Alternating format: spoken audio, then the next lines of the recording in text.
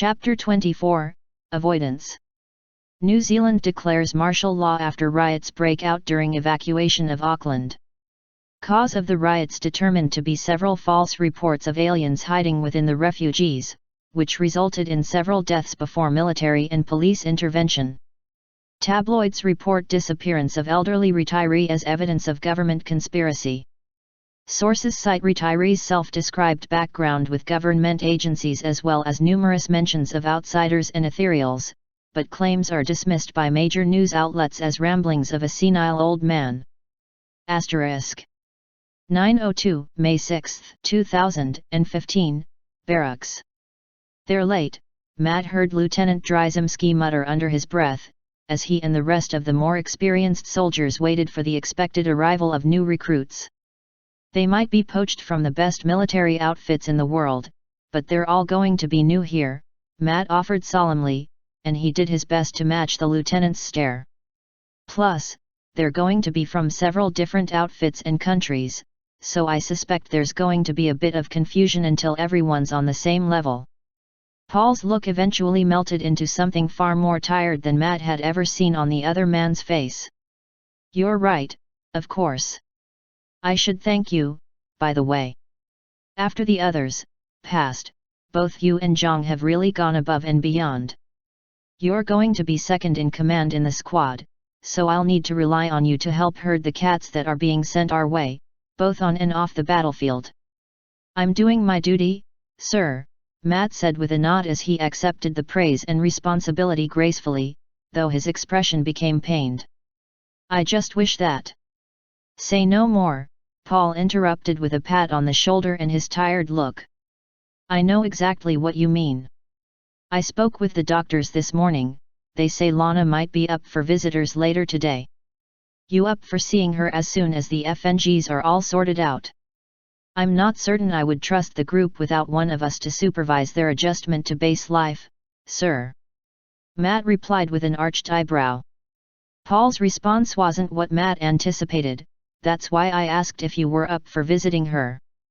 I'm sure with Zhang around we can manage the kids while you check in on Lana. I won't ask about what happened between you two before the operation, but you really should resolve that with her if you can.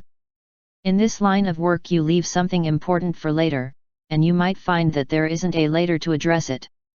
Understood, sir. He's right, Matt had to agree, especially after the news of Lana's condition reached the survivors of Strike 1. She's survived against all odds, but she's out of Strike 1 with her injury. We don't know what will happen to her as soon as she's healthy enough to move, but in all likelihood she'll be moved to a place where she can recover. Some place other than here. Glad to hear it, Paul said, before something resembling a smirk crawled onto his face. And from what the doctors told me, the first thing she said when she regained consciousness was to ask if she got promoted. Imagine her dismay when her posthumous 2-rank promotion was knocked down to just 1 rank when she failed to stay dead. Matt couldn't help but chuckle. I might think we were terrible people for joking about such a thing, but something tells me that she'd approve. Hell, she probably told you to mention it, right? I can neither confirm nor deny that assertion. Ah, well, at least she finally managed to escape the rank of private. If it weren't for her damned pranks she'd be a sergeant at least by now. I suppose the betting pool will need to be awarded now. I'm sure the others, they're dead. Well, the others would be happy for her. Sympathy briefly crossed Paul's face before it was chased away by a more troubled expression. For all the trouble she gave us, she will be missed. There is also something else I wanted to ask you about before the new folks get here. The other squad leaders and I received new orders from Commander Bradford that I'd like your opinion on. Sure thing. What exactly were the orders? Matt asked, and a small degree of trepidation crept up on him as he noticed Paul take a moment to collect his thoughts. The orders detailed a change in SOP for aliens outside the already identified profiles, Paul explained in a quiet enough tone that was almost drowned out by the din of the barracks. Reading between the lines, it seems to imply that there are aliens that are not allied with the invaders, and that they might not be hostile to us. Damn your curiosity, Paul, Matt thought furiously as he struggled to keep something resembling a poker face in place. Damn it! When I spoke with you and Zhang after the operation, I was just talking out loud about some things, but now I'm really starting to wonder. Paul crossed his arms and leaned back against the wall while pointedly not looking directly at his subordinate. That thing in Stardust. It isn't with the invaders, is it? It's neutral, or cooperating. And it has friends that might be coming, right? I can neither confirm nor deny. Suksen, Paul swore as he brought a hand up to pinch the bridge of his nose. That makes things complicated, doesn't it? Bad luck, too. Wanders into a shooting war between us and the terrors from the void, that's damn brilliant. I suppose the only good luck was that you used the arc thrower instead of the rifle, yes. With every word that the lieutenant spoke, Matt found it harder and harder to maintain his poker face. Damn it, man, just drop it. Just, tell me one thing if nothing else, okay? Paul said after a long moment. Is it for real? Is it honestly something not related to the invaders? I wouldn't push so hard for this without a reason, and whatever you say stays with me, Matt. The reason I'm pushing this is that after the last mission the other squad leaders have voiced some concerns about the risks that these orders will bring to the teams. We're all here to do our duty or die trying, but you were there when Valen came up with her mad scientist plan to use glorified tasers to capture the aliens alive. You remember how folks reacted? I was there. I volunteered, as you may recall. You did, and you've got serious brass for doing so. But you saw how the others reacted when the orders came down. None of the team leaders liked forcing anyone into taking that kind of risk. The lieutenant let out a sigh as he again pinched the bridge of his nose. I'm not asking you to divulge the secrets of the lab. I just need to know that these orders won't be putting Strike One in harm's way without good reason. Matt found himself mirroring Paul's posture as he considered his words. The fact that he's talking this much is proof that this is bothering him a lot. What did Dad say about sergeants? Lieutenants might drive the car, but sergeants carry the map. Without guidance and support the whole squad is lost. I cannot divulge the nature of any captives that may or may not be in XCOM's possession at this time, Matt said slowly while he emphasized each word, nor can I speculate upon the possibility of third parties that are unaffiliated to the current conflict attempting to retrieve said captive of dubious provenance. Lastly, cooperative captives are the purview of Dr. Moira Valen and all requests should be forwarded to her for review. Paul looked over to Matt for the first time since the conversation started and simply stared before resuming his previous pose. Thanks, he said simply as he mulled over the answers.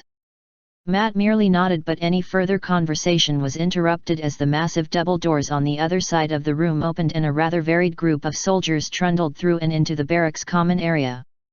All right, listen up. Fujikawa boomed as she hopped up onto a bench to gather the attention of all the soldiers assembled in the room.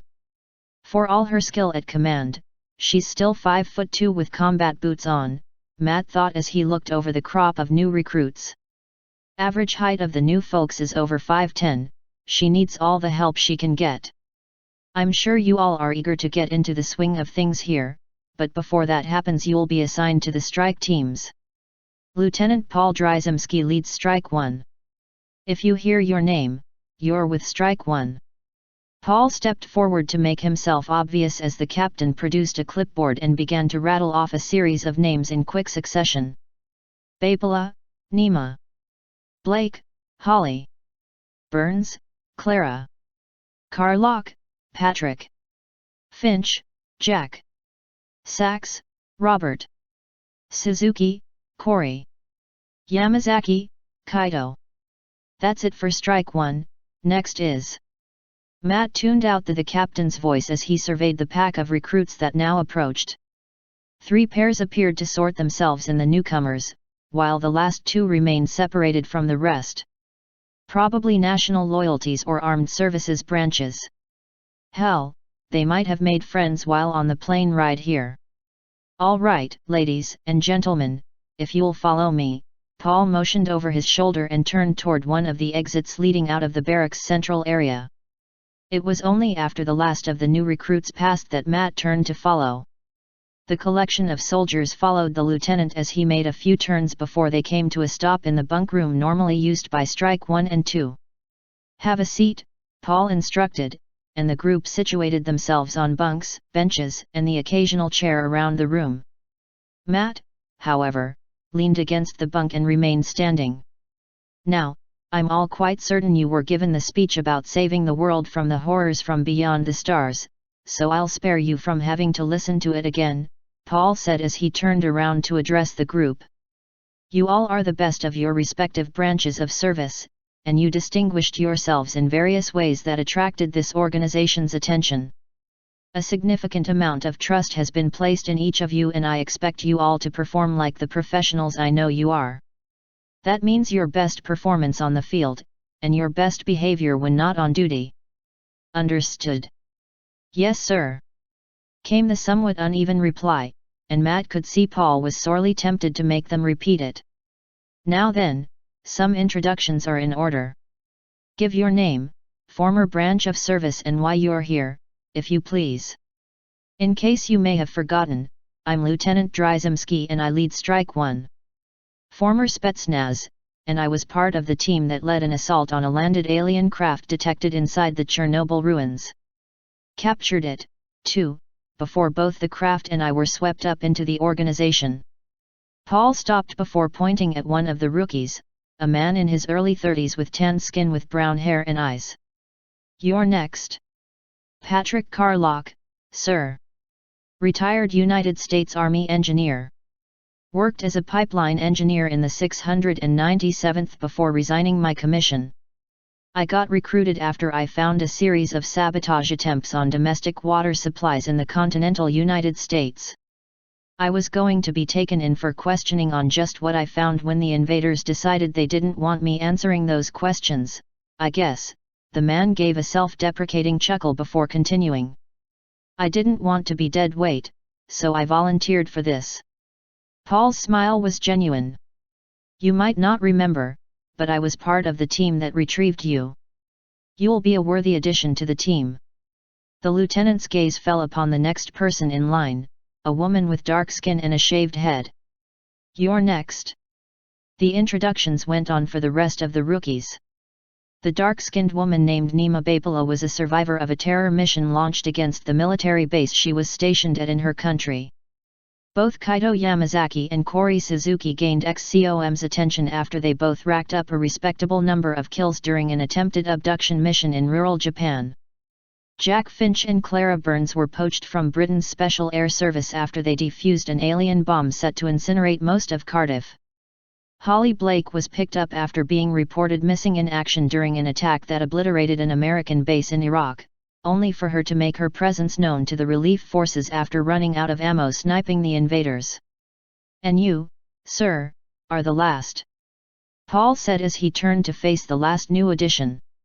He looked old for a soldier, with skin that looked like tanned leather and a garish set of scars across his jaw and neck that would give Jong something to compare with. "Robert Sachs, formerly with the Australian Tactical Assault Group," the man introduced with a gravelly voice that was produced either from a lifetime of cigarettes or the injury that left the scars on his neck and jawline.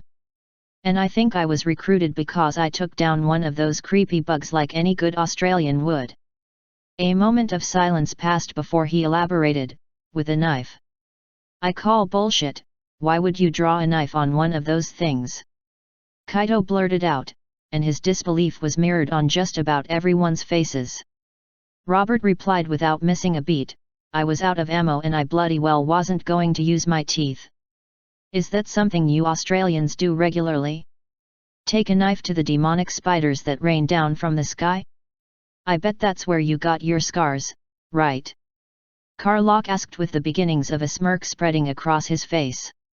Again, Robert's reply came without hesitation, "You been to Australia lately? Damned demonic spiders are par for the course. As for the scars, you should see the other guy." A long moment of silence passed between the assembled soldiers before a slow smile began to creep onto the Australian's face as he began to laugh.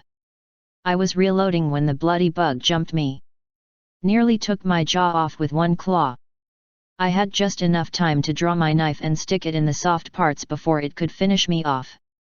I think it was trying to turn me into one of them at the time, so it let its guard down. Didn't turn down the lucky brake, so I stuck him and twisted until he stopped moving.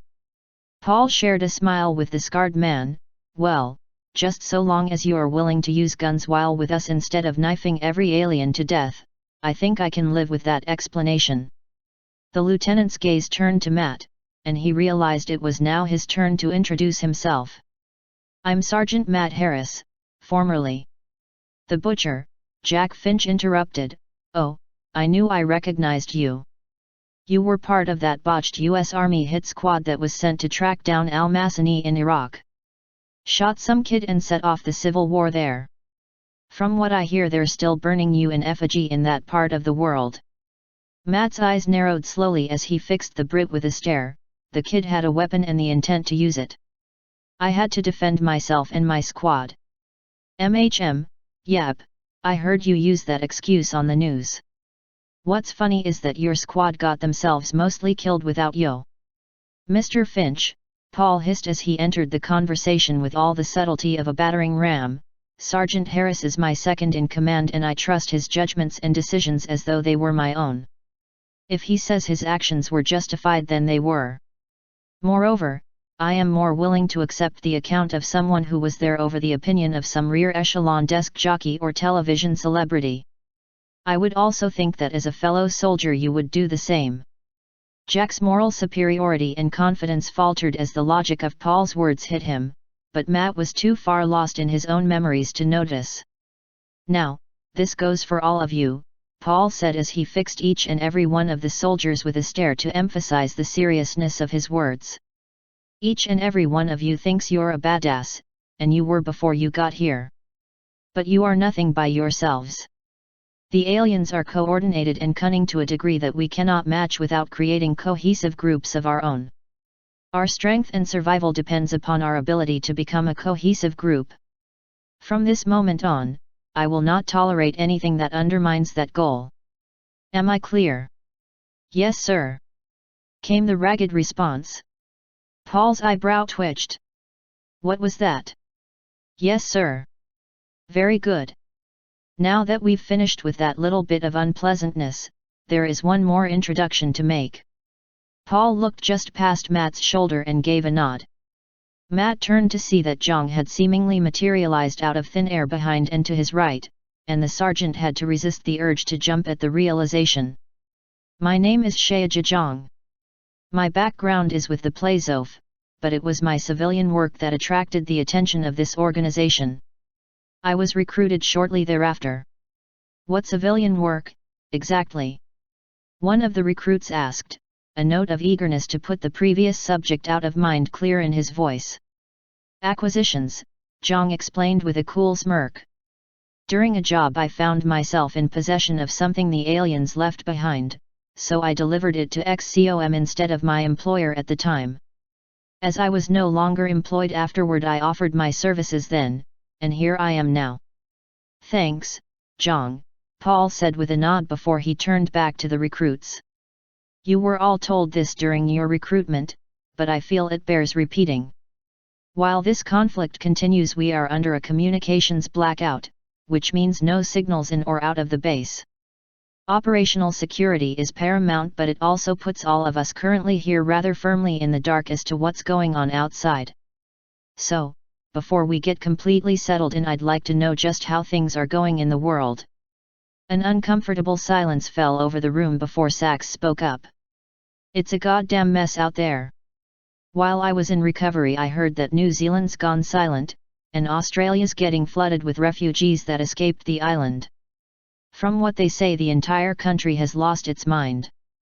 News is trying to spin it, but once the dust settles, heads are going to roll. I'm afraid I have to agree, Carlock added. There isn't panic in the streets yet, but there's been at least a dozen sabotage attempts on major installations all across the US.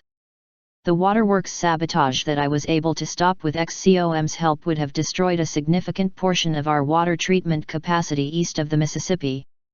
With the suspicious bridge collapses that happened back in February, it isn't a stretch of the imagination to see a systematic attack on infrastructure that we are barely holding back. Kaito and Cory shared a look before the former added his own information. I am afraid to admit it, but Japan is likely one disaster from anarchy. Everyone is polite and acts as though nothing is wrong, but you can see it in their eyes. They are scared. My family is on extended vacation in Okinawa since they were worried about another attack on the capital. Cory gave a worried look as she explained. From what I hear, just about everyone who can afford to is leaving the cities for the countryside. If people don't feel safe in the cities, then things are going to grind to a halt.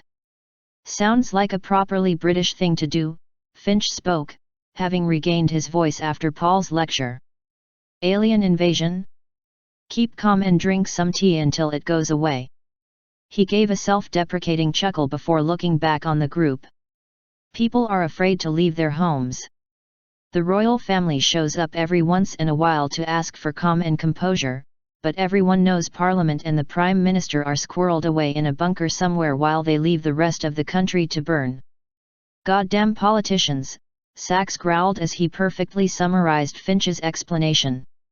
With each report, Matt's expression fell bit by bit and he couldn't help but notice the news having the same effect on Paul. It's worse than I thought. I hope my family is all right. Ah, well, thanks for answering my question even though it wasn't quite the answer I was hoping for. The lieutenant said after a long moment. You're all in the right place to make a difference against the invaders. You may have taken part in defensive operations where you were, but here you'll have a chance to strike back against the aliens. While you all get your bunks sorted, I'll regale you all on the tale of how we boarded and captured an alien ship mid-flight. The last comment spawned several doubtful responses and laughs as the group began to disperse. Paul caught Matt's eye and then looked pointedly to the door. I guess it's time to bite the bullet. Asterisk. 10:30, May 6, 2015, Medical. After checking in with the doctors, Matt stepped into the recovery wing as quietly as he could. Aside from the chorus of beeps and other noises from the medical machines, the room was completely silent. A half-dozen occupants filled beds that lined the walls, while doctors occasionally checked in before heading back out of the room. Matt walked past the rows of beds before finally stopping at the last one in the row and dragging his eyes up to get a good look at its occupant. Lana slept soundly, and the strain of the last week's ordeal was plain on even her sleeping face. Her skin was almost devoid of any color, and her hair was spread messily around the pillow behind her like a ragged black cloud. The most dramatic feature, though, was the blank space where her left arm should have been, and the bandaged stump just below her shoulder. As much as Matt tried, he couldn't tear his eyes away from the sight, and he subconsciously clenched and unclenched his left hand as though to reassure himself it was still there. For nearly a minute Matt stood there watching Lana's sleeping form before he quietly turned to leave. He didn't get more than 5 steps before a weak voice halted him in his place. Oh hey, about time you showed up. Realizing his quiet escape was no longer possible, Matt turned back to Lana's bed and took a seat in one of the chairs beside it.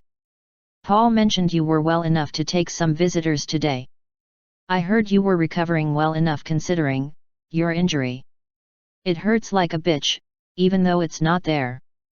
The doctors tell me that's normal, though, Lana explained with a wince. They are pretty good though. They tell me I might be up and about within another couple of days with physical therapy. I don't know what the recovery time for this kind of thing would be in a normal hospital, but it sounds rather fast, don't you think? I'm inclined to agree with you. Have they told you about where you'll be going once you've recovered? Matt asked, leaning forward with a sympathetic look. His elbows fell to his knees as he clasped his hands and rested his chin on his thumbs. Lana managed a weak smile and an abbreviated shrug followed by another wince. Well, nothing concrete yet. I asked if I could stay on to help with Stardust and anything else I could help with, and they said they would get back to me. It's a better answer than telling me no right off the bat. I suppose so. Both Paul and I missed having you around to get the new folks adjusted to life here. If they find a way to keep you around the base, then I hope you don't mind getting in touch with Paul to see how you can lend a. And just then, Matt realized exactly what he was going to say.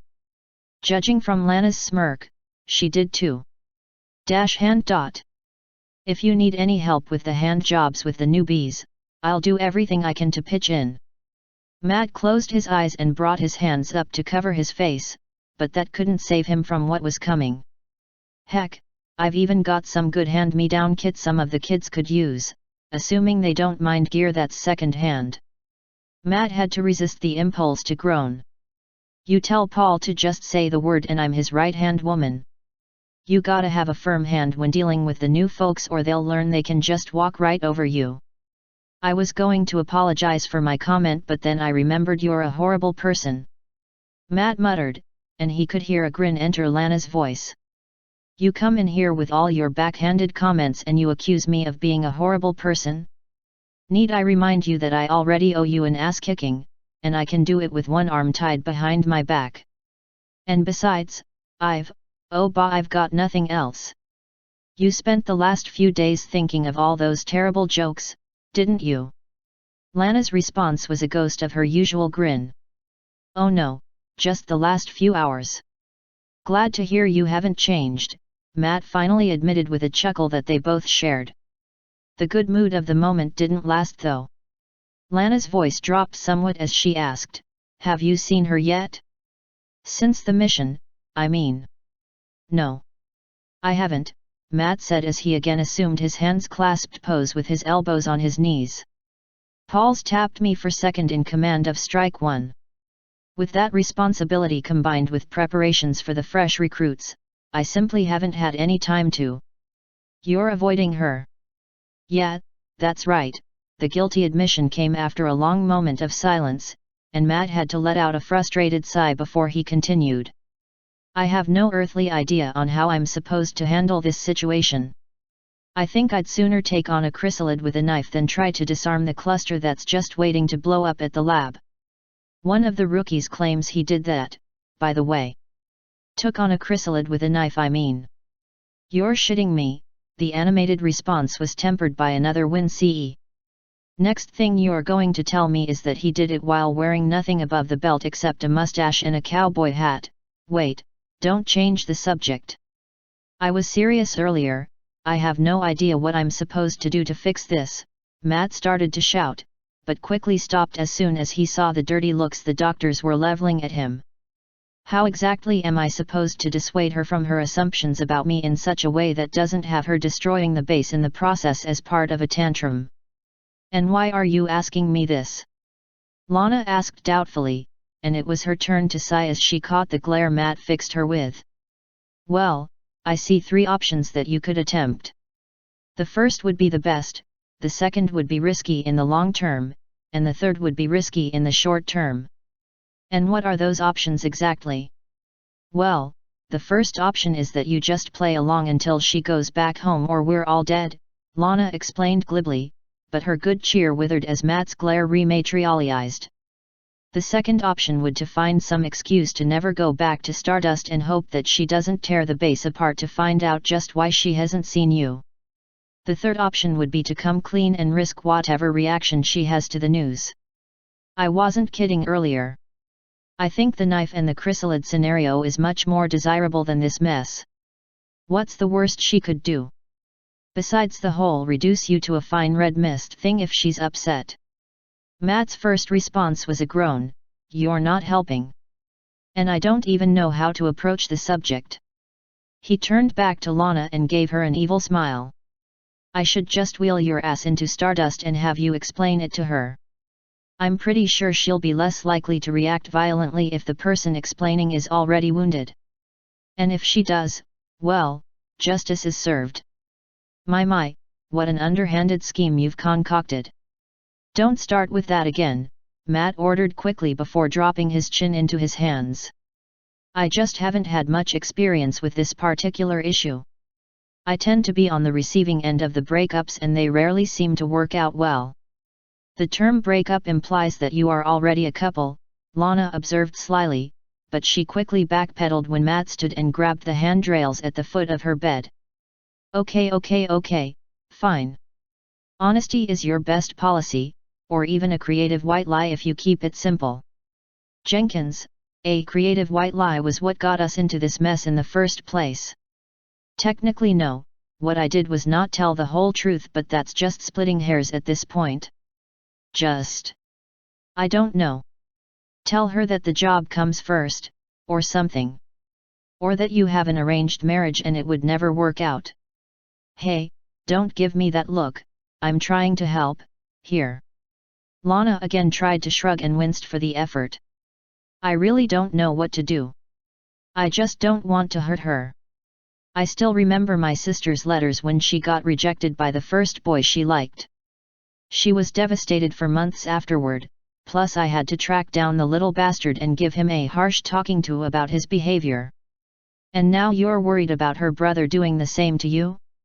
Not to mention the fact that she's family to royalty, you know. Personal student to her god and what have you.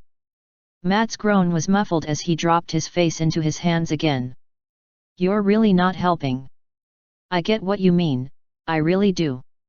She's got that little spark that tells her that everything can go right in the world with enough hard work and determination, and she's certain that everything will turn out right in the end. She's terribly naive, but you don't want to be the one to take that little bit of hope she has from her. After Matt's silent nod, Lana closed her eyes and let out a sigh. All right. If you don't think you can do it, then I will as soon as I can. Just try not to freak out too much when you go see her, all right? And I mean when you see her, not if. I want you to go stop by to say hello right after you leave here. All right. What should I tell her about you? Matt asked, and a genuine note of concern entered his voice. Tell her the truth, Lana replied quickly. I got banged up during the mission. But don't say a word about how, though. Better she thinks that I did something dumb than it was a mistake of hers. She strikes me as the kind of person who lets any kind of failure haunt her. Matt again cast a wary eye over the extent of Lana's injuries. And when she finds out that you're a little more than just banged up, I'll burn that bridge when I get to it. Now go, she's been waiting long enough. With that, Lana waved her remaining hand towards the door to shoo Matt away. As he exited medical, Matt caught sight of a familiar but unwelcome sight. Jack Finch leaned against the corridor wall opposite of the entrance to medical, with his arms crossed and his head down in thought. Before he could simply turn and leave the newcomer to whatever he was doing, the Englishman brought his head up and raised one hand in greeting. Ah, Sergeant Harris, I hoped I could get a word in, Jack said as he fell into step behind Matt. I'm a busy man, Mr. Finch. I heard there's an innocent little girl down on the 3rd floor and she isn't going to shoot herself in the heart, now is she? Matt said flatly as he marched down the corridor towards the main elevator. Ah, yes, about that. I'm afraid I have a tendency to run off at the mouth if I'm not careful. Just ask Clara. I just talk, and Jack started to ramble before Matt interrupted. You've gone over your one-word limit, Mr. Finch, Matt stated in the same flat tone as they reached the elevator and started to descend. He could see the Englishman sigh quietly while running a hand through his hair in a motion that seemed habitual rather than a conscious action. Sorry, all right? Didn't mean to put you on the spot. It was rather thick of me to bring it up without knowing all the facts. How can I make it up to you? Jack finished his apology sincerely while looking to Matt for some reply. An uncomfortably long moment of silence passed through the elevator car as it descended. As the doors opened, Matt turned to Jack and quickly spoke, I'll accept your apology provisionally, but you must agree to my terms. At some point in the future I will ask you to do something. It might not make sense at the time and it might even be something you would do by yourself, but when I tell you to do it you cannot refuse. Understood? Good. But what Jack started to say, but he was cut off as Matt stepped back and the elevator doors separated the two. I don't know if I'll ever call him on that request, but it might be good to let him live in fear for a bit, Matt thought to himself before turning away from the elevator to head to the Stardust labs. Asterisk. 11:27, May 6, 2015, Stardust Lab. The door to Twilight's habitat hissed open to reveal the unicorn and Dr. Valen scouring what appeared to be a series of magnified schematics and circuits. Both were in a very animated conversation while pointing at various pictures until they caught sight of the soldier's entrance. When did that happen? Matt wondered as his eyes jumped from Twilight to Valen. Last I heard Valen wasn't nearly this enthusiastic. Ah, Sergeant, Twilight was just asking about you, Valen said as she looked up, and Matt couldn't help but notice Twilight's ensuing glare that the good doctor was oblivious to. We were just about to take a break. Good timing on my part, I suppose, Matt answered as he tried to muster up a smile. Indeed, Valen agreed before turning back to Twilight. I'll be sending our findings down to Shen for review and we'll see if we can get a working prototype going in the next few days, yes? We may need you to assist once construction is complete. I'll be ready to help when it's done, Twilight replied with a smile and a nod, which Valen returned. Valen's behavior took several moments to fully process in Matt's mind and he had to resist the unconscious impulse to jaw-drop as she turned to leave. When did this happen? Before Matt could recover, Valen had already passed him and exited the habitat, which left him alone with Twilight. So, Twilight, Matt started, but he stopped mid-sentence when he saw the annoyed glare she was leveling at him. Where were you? Both you and Lana appear and then disappear after asking for wallflower, then I don't see either of you for days? And everyone's avoiding the subject when I ask about where you two were. I was worried sick. Twilight fumed. Everyone always got this weird expression when I asked, too. I know they're hiding something from me. Why didn't you come see me the moment you got back? Matt had to resist temptation to take a step back from the force of the rant. Things were busy and I couldn't find the time to. Couldn't find the time? You couldn't find 5 minutes to stop by and say, hello, Twilight, I'm fine? And where's Lana? I haven't seen her either. Twilight's rant hadn't quite escalated into shouting, but it was almost there. Lana got hurt, Twilight. She's been in medical since we got back. She got hurt in a real bad way, Matt said quietly as he walked over to the one of the chairs at Twilight's table. A lot of people got hurt. I'm sorry for not coming by sooner, but with so many injured, any healthy bodies were needed to help with what they couldn't. Twilight's righteous indignation deflated into concern and guilt as she listened to Matt's explanation. I'm sorry, I shouldn't have jumped to conclusions. It's just, her remorseful tone switched to near panic in the span of a single word. Lana got hurt? How? Wallflower should have kept anything from seeing her. Did the spell fail? The last question did not need to be asked. Is this my fault? I don't know the details, I'm afraid, Matt lied as he looked to the side, but quickly recovered. I did just come from medical and Lana said that it was her fault she got hurt. Wallflower worked as well as we expected while we were out. As soon as you see her you can ask her yourself. Twilight opened and closed her mouth before simply settling on a wordless nod. A long and increasingly awkward silence began to stretch out between the two before Matt broke the silence. What were you and Dr. Valen working on? Teleporters, I think, Twilight said before motioning towards the piles of pictures with one hoof. The pictures here are of the inner workings of a device that works like a teleporter from what she described. The Alarium circuitry isn't complete, though, as there are a few variables missing like the location and distance. But Valen got really excited and said something about computers providing target information, or something. Aha, I see, Matt nodded. She's probably found some way to weaponize it. She did say that she was sending something down to Shen. So she's been a little nicer lately? When did that happen? Well, we had a talk and we came to an understanding a while ago, Twilight said cryptically before continuing. But we've got our differences worked out now. I think she's much more enthusiastic because of the Alarium testing, and I'm just happy I can do more to help. What exactly are you doing with Alarium? Matt asked with an arched eyebrow.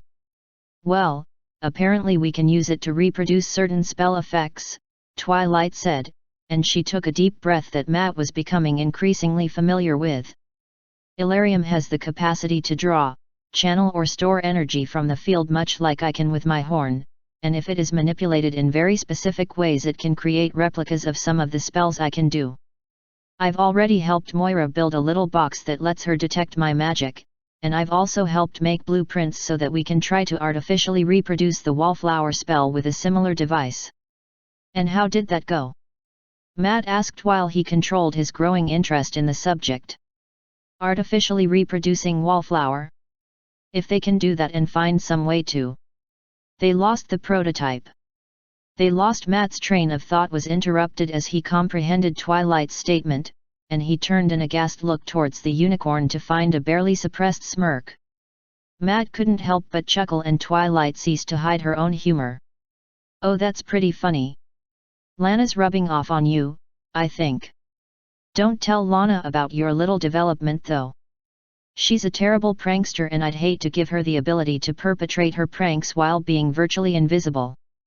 As the subject of Lana entered the conversation, the awkward silence returned. Damn it, man, it's now or never.